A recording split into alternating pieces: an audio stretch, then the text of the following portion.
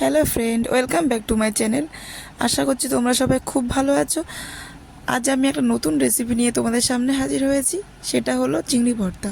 খুবই অল্প সময়, খুব অল্প উপকরণে তৈরি হওয়া একটি রেসিপি।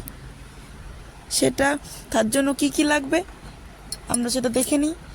আর যারা এই রান্নাটা করতে পারে না তারাও খুব সহজেই করে নিতে পারবে।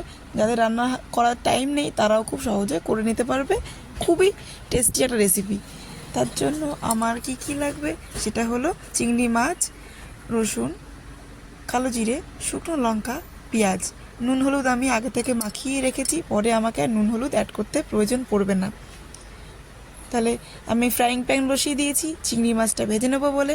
তো বেশ খানিকটা তেল দিয়েছি, কারণ আর পরে আমি তেল অ্যাড করব না, সেই কারণেই তেলটা আমি এখানে বেশি করে দিয়েছি। তো চলো আমরা চিংড়ি মাছটা ভেজে নিই। তেল গরম হয়ে গেছে, এবার চিংড়ি মাছটা ঢেলে আমি ভেজে নেব।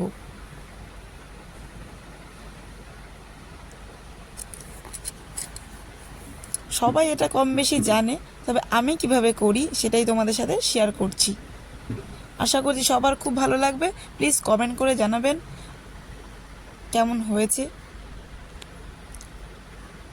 আর পুরো ভিডিওটা দেখার জন্য অনুরোধ রইল।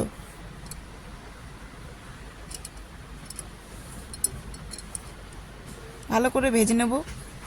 আমি নুন হলুদ আগে থেকেই মাখিয়ে রেখেছিলাম, পরে আমাকে আর অ্যাড করতে হবে না।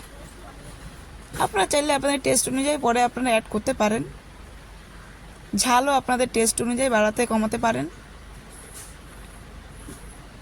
আমার চিংড়ি মাছটা ভাজা হয়ে গেছে, এবার এটাকে আমি নাবিয়ে নেব। আমি নাবিয়ে মিক্সার জারের মধ্যে সব একে একে উপকরণগুলো দিয়ে পেস্ট করে নেব। তবে লঙ্কা আর কালো জিরেটা আমি ফ্রাই করে নিয়েছি, আপনারাও ফ্রাই করে নেবেন। কাঁচা রসুন আর কাঁচা পেঁয়াজটা অ্যাড করবেন।